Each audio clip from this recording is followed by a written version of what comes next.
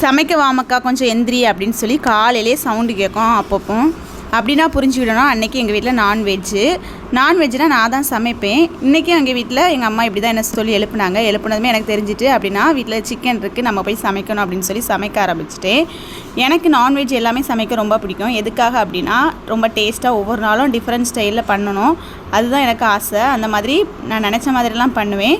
Taste எப்போவுமே நல்லா தான் வரும். நிறைய பேர் என்கிட்ட கேட்பாங்க, நீ பண்ணுறதுனால நல்லா இருக்குன்னு சொல்லுவாங்க. ஆனால் அப்படிலாம் இல்லை, உண்மையாகவே நல்லா வைப்பேன். இன்றைக்கி காலையிலேக்கு எங்கள் அம்மா பூரி பண்ணிட்டாங்க. நான் வச்சுருந்த குழம்பை வச்சு காலையில் சாப்பாடை சாப்பிட்டதுக்கப்புறமா இன்றைக்கி எனக்கு ஒர்க் என்னெல்லாம் இருக்குதுன்னு சொல்லி லாகின் பண்ணிவிட்டேன்.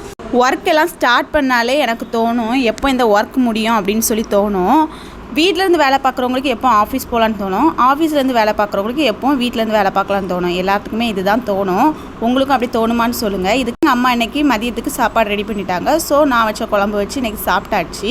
அதுக்கப்புறமா அகெயின் வந்து ஒர்க்கில் கொஞ்சம் உட்காந்துட்டு அப்பப்போ போர் அடிச்சுன்னா எனக்கு கம்பெனி கொடுக்கக்கூடிய ஒரு ஆள் எங்கள் டாக் தான்.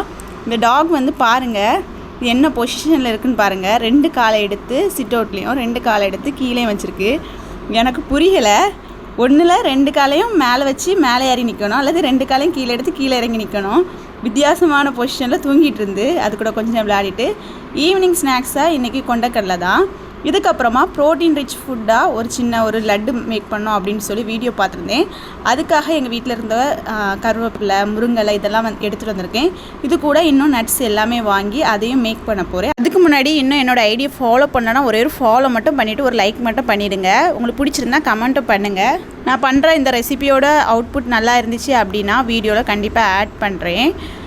நம்மளோட வீடியோஸை நீங்கள் எங்கேருந்து பார்க்கிங்க அப்படின்னு சொல்லி கமெண்ட் பண்ணிவிட்டு போங்க.